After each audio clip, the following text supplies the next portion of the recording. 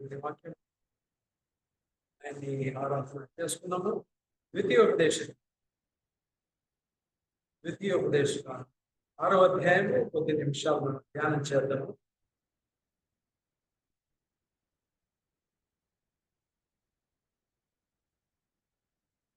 మొదటి 2 వచనాలు చదవండి.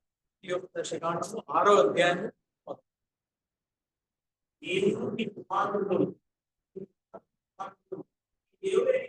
భయపడి ఆయన కట్టలని ఆత్మలని జీవిత దినములన్నింటిలో కైవచ్చు. నీవు దీర్ఘాయుష్మంతున్నట్టు మీరు స్వాధీనపరచుకున్నట్టు ఏ జాగా పెడుతున్న దేశములు మీరు జరుపుకున్నట్టు మీకు బోధింపవాలని దేవుడైన యెహోవా ఆజ్ఞాపించిన ధర్మం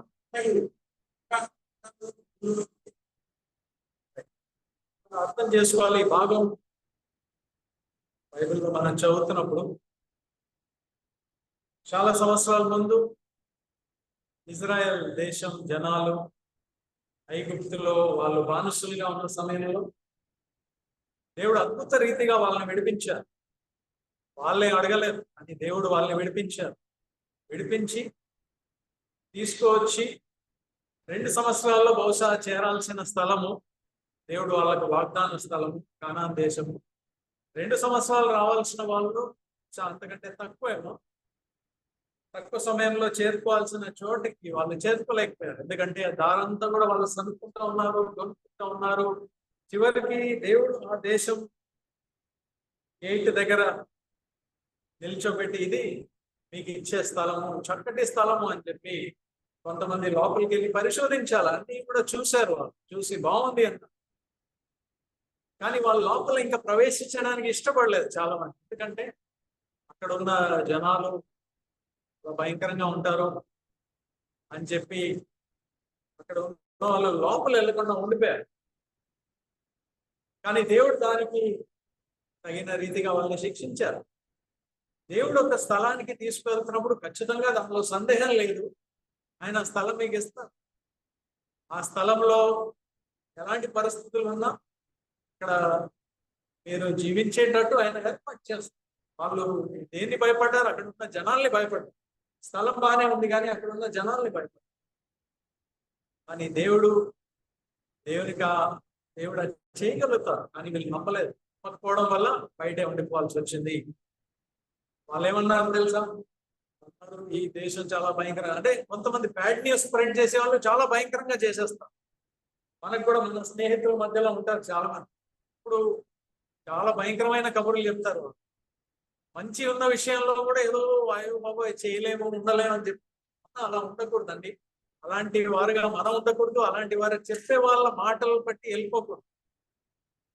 మన దేవుడు మనకిచ్చిన బుద్ధి జ్ఞానంతో మనమే పరిశోధించుకోవాలి. ఏది కరెక్ట్, ఏది జరుగుతుంది, ఏది జరగలేదు అని మనమే పరిశోధించుకోవాలి. దేవుడు అందుకే మనకు బుద్ధి జ్ఞానం ఇచ్చారు. ప్రత్యేకంగా యేసుక్రీస్తు ప్రభువులో ఇంకా మనకి ప్రత్యేకమైన జ్ఞానం ఉంటది. ఈ స్థలంలో దేవుడు ఏమేం చేయగలరు. కానీ వాళ్ళు నమ్మకపోవడం వల్ల వాళ్ళు బ్యాడ్ న్యూస్ స్ప్రెడ్ చేశారు. వెళ్ళలేమని చెప్పకుండా అక్కడికి ఆగిపోలేదు, ఇంకా భయంకరమైన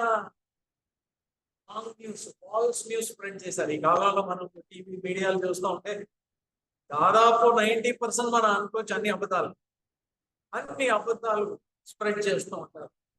అబద్ధాలు వాళ్ళు స్ప్రెడ్ చేస్తే బాగుంది అని నమ్మడానికి మనం కూడా తయారైపోయాం. ఏది పడితే మనకి ఇష్టం వచ్చినట్టు నమ్మేస్తాం. అలాగే ఇజ్రాయెల్ ఆ దాదాపు 15-20 లక్షల మంది జనాలు చాలా మంది ఆ బ్యాడ్ న్యూస్ నమ్మేశారు.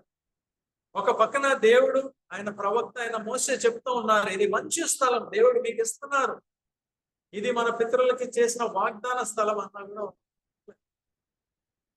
వాళ్ళు బ్యాడ్ న్యూస్ ని ఎక్కువ నమ్మారు. అవదు అని చెప్పి కూర్చున్నారు. పైగా వాళ్ళు ఏమన్నారో తెలుసా? ఈ లోపలికి వెళ్తే మమ్మల్ని చంపేయడం కాదు, మా భార్య పిల్లలందరినీ కూడా వాళ్ళు చంపేస్తారని చెప్పి ఇంకా పైగా వాళ్ళు ఆల్రెడీ ఆ నమ్మిన అబద్ధాలను ఇంకా కాస్త యాంప్లిఫై చేసేసి ఇంకా బాధపడతాం. ఇప్పుడు దేవుడు చెప్పారు, ఓకే ఈ స్థలం మీకు మంచిది కాదంటున్నారు కదా, ఓకే మీ భార్య పిల్లలు చచ్చిపోతారు అంటున్నారు కదా, అది జరగదు. మీరు లోపలికి వెళ్ళరు, మీ పిల్లలు లోపలికి. యవనస్తులైన బిడ్డలు ఎవరైతే చంపేస్తారన్నారో ఆ బిడ్డల ద్వారా నేను ఆ దేశంలో మీరు ప్రవేశించి స్వతంత్రించుకునే ఆ సహాయం నేను చేస్తున్నాను.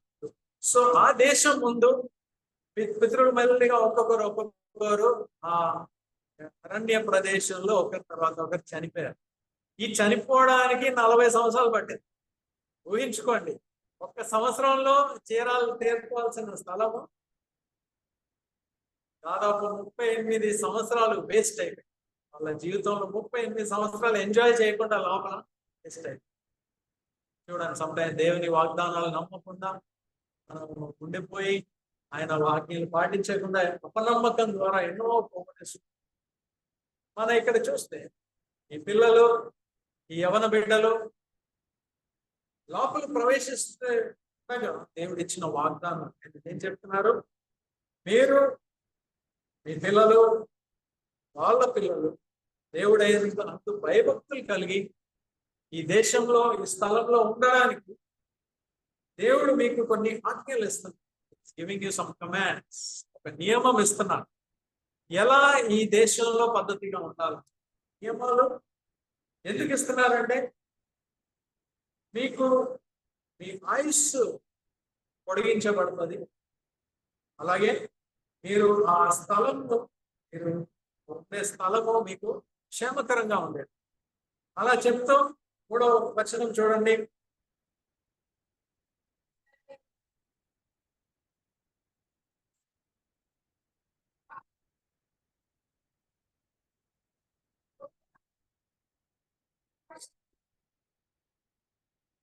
మీకు మేలు కలిగేటట్టు విరుద్ధి దేవుడు దాంట్లో కాబట్టి విని జాగ్రత్తగా దేవుడు ఇచ్చిన ఆజ్ఞలు ఫాలో అంటాను. విని జాగ్రత్తగా ఫాలో. తర్వాత 4వ వచనం చెప్తాను, ప్రభు అయిన యెహోవా ఒకరే, దేవుడు ఒకరే, ఆయన్ని మనం పూర్ణ హృదయంతో, ఆత్మతో, బలంతో ఆయన ప్రేమించాలి. అని చెప్పే ఆజ్ఞలు మీ హృదయంలో ఉండాలి. 7వ వచనము, ఇది మీ పిల్లలకి మీరు నేర్పించాం. వాళ్ళతో ఈ విషయాలు మాట్లాడాలి. దేని విషయాలు మాట్లాడాలండి? దేవుని విషయాలు మాట్లాడాలి. మన పిల్లలతో కానీ, భార్యతో కానీ, బంధువులతో కానీ అనవసరమైన కబుర్లు ఎన్నో మాట్లాడుతాం. ఎన్నో వేస్ట్ మాటలు మాట్లాడతాయి. ఇక్కడ ఏం చెప్తున్నారు? ఇది నేర్పించండి పిల్లలు. అలాగే వాళ్ళతో మాట్లాడాలని అంటున్నారు. ఈ విషయాలు మాట్లాడాలి.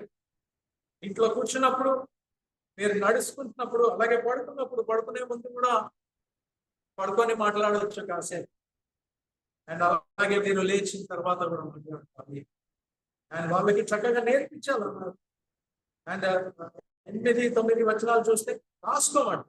ఆ కాలంలో చేతి దగ్గర ఇక్కడ రాసుకునేవాళ్ళు, కట్టుకునేవాళ్ళు కొన్ని ఆజ్ఞలు ఇవన్నీ కూడా. మరి ఈ కాలంలో అలా చేయట్లేదు. కానీ గోడ వచనాలు, వాక్యాలు తగిలించుకోమన్నారు. సో ఇవన్నీ కూడా 10వ వచనం నుంచి చూస్తే ఆయన చెప్పారు, దేవుడు మీకు మంచి స్థలం ఇచ్చారు. 11వ వచనం చూస్తే మీ ఫర్నిష్డ్ హౌస్ అన్నమాట. ఏం మనం చేయని, మనం కొనుక్కొని వస్తువులు కాదు, మన కష్టపడి కొనుక్కున్న వస్తువులు కాదు. ఇవన్నీ కూడా దేవుడు ఆల్రెడీ అక్కడ ఉన్న ఇల్లులు మీకు ఇస్తున్నారు. అలాగే మీరు తవ్వని బావులు మీకు ఇచ్చారు. అలాగే ద్రాక్ష తోటలు మీకు ఇచ్చారు. ఏది కూడా మీరు పండించినవి కాదు, దేవుడు ఇచ్చారు. ఆయన్ని మాత్రం మీరు భయపడి, ఆయన్ని మాత్రం మీరు ఆరాధన చేయాలి. తర్వాత 16వ వచనము, మీరు దేవుణ్ణి శోధించొద్దు. అండ్ 17వ వచనము, ఈ ఆజ్ఞలు, ఇవి ఆయన చెప్పిన ప్రతిదీ కూడా మీరు ఫాలో అవ్వాలి.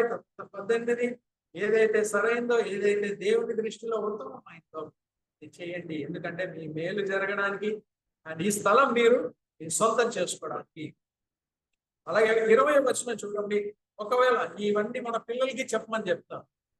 ఈ పిల్లలకి చెప్పినప్పుడు ఒకవేళ వాళ్ళు ప్రశ్నించారు అనుకోండి, ఏంటంటే ఎన్ని ఆజ్ఞలు దేవుడు ఇచ్చారు, ఎందుకు అంటే వాళ్ళకి ఏం చెప్పాలంటే 21వ వచనం, ఈ కుమారుడు మీరు చెప్పాలి ఏమని, మీరు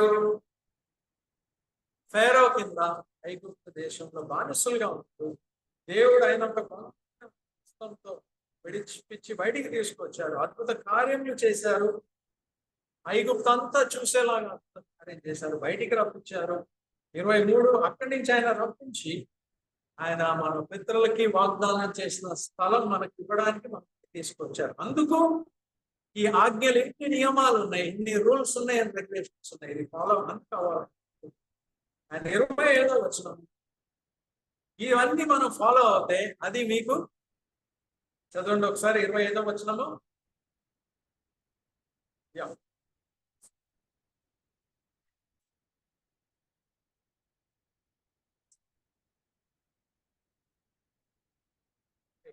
ఇవన్నీ ఆజ్ఞలు మీరు ఫాలో అవుతే మీరు నీతిమంతులై ఉంటారు.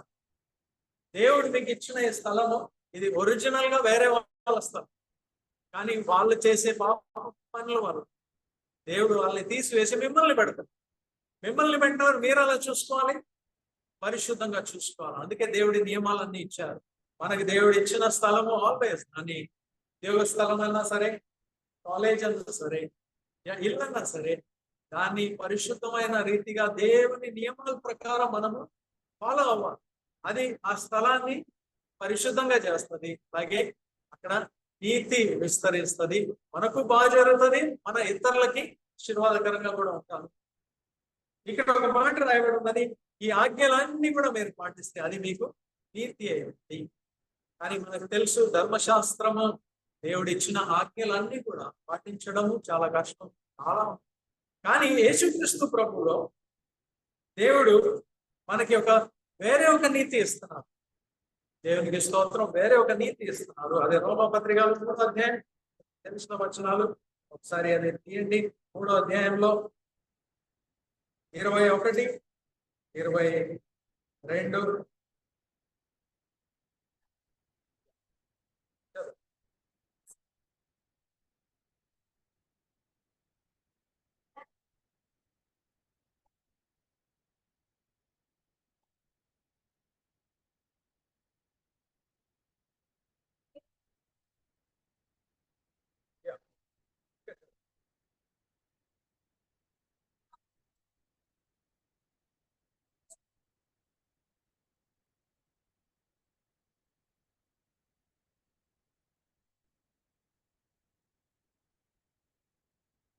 ఇక్కడ మనం చూస్తే వాళ్ళందరికీ ఇజ్రాయెల్లో ఆ దేశంలో ప్రవేశించే ముందు చాలా ఆజ్ఞలు దేవుడు ఇచ్చి చెప్పారు. ఇవన్నీ మీరు పాటిస్తే అది మీకు నీతి అయి ఉంటుంది, మీరు నీతిమంతులుగా ఉంటారు, దేవుని దృష్టికి నీతిమంతులుగా ఉంటారు.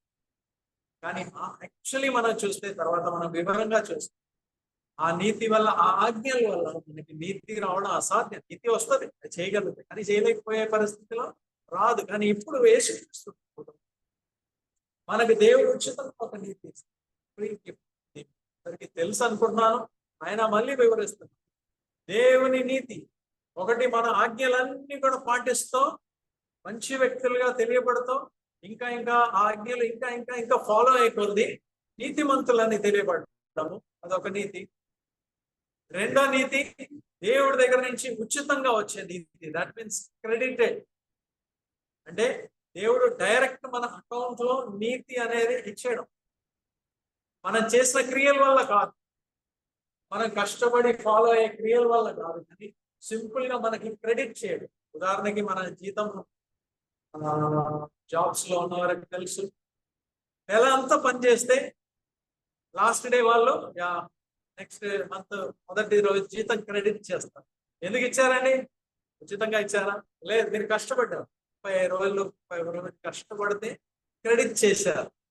సో మిమ్మల్ని అది ఫ్రీ అనలే, మీరు కష్టపడ్డారు అంటారు, మీరు వాదిస్తారు, నేను కష్టపడ్డాను నాకు ఇచ్చారు. కానీ దేవుడు ఇచ్చే నీతి ఏంటో తెలుసా? మొదటి రోజే ఆయన మీకు క్రెడిట్ చేసేస్తున్నారు. మీరు పని చేయకముందే నమ్మిన ప్రతి వారికి విశ్వాసం ద్వారా తీసుకోవడం, విశ్వాసం ద్వారా తీసుకోవడం. 30 రోజులు పని చేసి సంపాదించేది కాదు, it is just by faith. Just ఆయన ఇస్తా అన్నారు, నమ్ముకొని వెళ్ళి అందుకోవడం, విశ్వాసం వల్ల వచ్చే నీతి. ఎందుకంటే ఎవరు ధర్మశాస్త్రం పాటించినా పాటించకపోయినా అందరు కూడా పాపం చేసిన వారై తీర్చబడి ఉన్నారు. అందరు కూడా దేవుని మహిమ పొందలేని స్థితిలో ఉన్నారు. ధర్మశాస్త్రం మీరు పాటించినా పాటించకపోయినా, ఎందుకంటే దేవుని నీతి చాలా దేవుని పరిశుద్ధత, దేవుని మహిమ చాలా ఎక్కువ. మనం అసలు ఆ స్టాండర్డ్ కి రీచ్ అవ్వలేము. కానీ దేవునికి ఇస్తాం. యేసుక్రీస్తు ప్రభులోనే కేవలము విశ్వాసం ద్వారా ఈ ఉచితమైన నీతి మనం పొందుకోవచ్చు. ఒకరోజు పొందుకోవడమే కాదు, మన నీతిమంతులుగా ఇంకా ఇంకా ఇంకా యేసుక్రీస్తు ప్రభుని వెంబడిస్తే కొద్ది మనకి వచ్చి ఒక నీతి వస్తూ ఉంటది. Automatic and free. ఓన్లీ కావాల్సింది విశ్వాసం. విశ్వాసం ద్వారా ఆయన్ని వెంబడించాలి, క్రియలు చేయాలి. కానీ అది అవసరమైన కండిషన్ కాదు. చేయాలి గనక మంచి పనులు చేయాలి.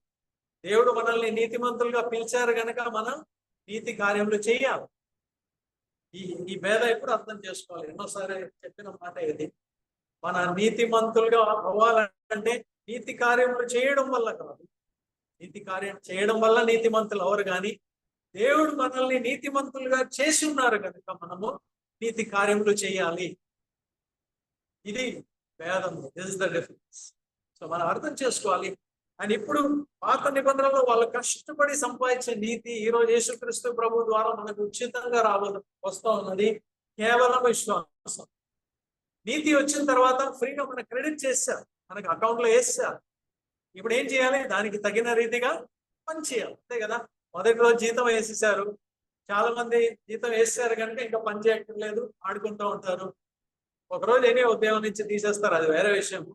కానీ నమ్మకంగా ఉన్న వాళ్ళు ఏం చేస్తారు? జీతం ఇచ్చారు కనుక అమ్మో ఇష్టపడి పని చేయాలండి, ఇంకా దానికి తగిన రీతి అంతకంటే బెటర్ గా పని చేయాలని చెప్పి మనం చేస్తాం.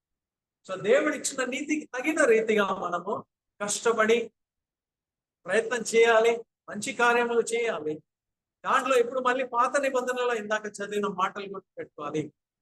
దేవుడు ఇచ్చిన యేసుక్రీస్తు ప్రభుని వెంబడిస్తూ ఉండగా ఆయన్ని పరిశోధించాలి, ఆయన్ని స్టడీ చేయాలి. ఆయన ఏం చేశారు, ఏమి మాట్లాడారు, దాని ప్రకారం ఆయన ఫాలో అవ్వడానికి చూడాలి. మనము ఫాలో అవ్వడమే కాదు, ఇందాక మాట్లాడుతున్నాడు, మన ఇంట్లో మాట్లాడుకోవాలండి.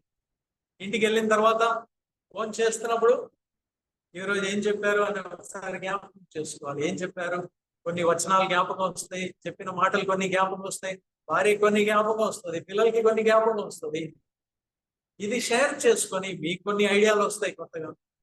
ఇవన్నీ కలుపుకొని మన భోజన సమయంలో కానీ, ఖాళీగా కూర్చుంటున్న సమయంలో కానీ, వాకింగ్కి వెళ్తున్నప్పుడు కానీ, మిగతా విషయాలు మాట్లాడుకోకూడదని కాదు, కానీ మనం చాలాసారి దేవుని విషయాలు మాట్లాడుకుంటూ ఉంటే అనవసరమైన కొన్ని టాపిక్స్ మన జీవితం నుంచి బయటికి వెళ్ళిపోయి, అది మంచిదే. అనవసరమైంది మాట్లాడుకొని ఉపయోగమైంది. చాలాసారి మనం అవసరం అనుకోని అదే మాట్లాడుకుంటాం, చాలాసేపు వేస్ట్ చేసుకుంటాము. అంత వేస్ట్ చేసిన తర్వాత ఉపయోగం ఉందా? అది లేదు. ఇది మంచి పద్ధతి. దేవుని నీతి విశ్వాసం ద్వారా పొందుకున్న మనము మన ఇల్లుని ఒక దీవెనకరమైన స్థలంగా చేయాలి. పిల్లలకి నేర్పించాలి, వాళ్ళ పిల్లలకి నేర్పించే విధంగా మనం వాళ్ళని ట్రైన్ చేయాలి. సో ఈ సమయంలో ఈ మాటలు మనం జ్ఞాపకం చేసుకోవాలి. దేవుడు ఉచితంగా ఇచ్చే ఈ ఒక నీతి మనం పొందిన వారై మనం ఆయన్ని ఆరాధన చేద్దాం.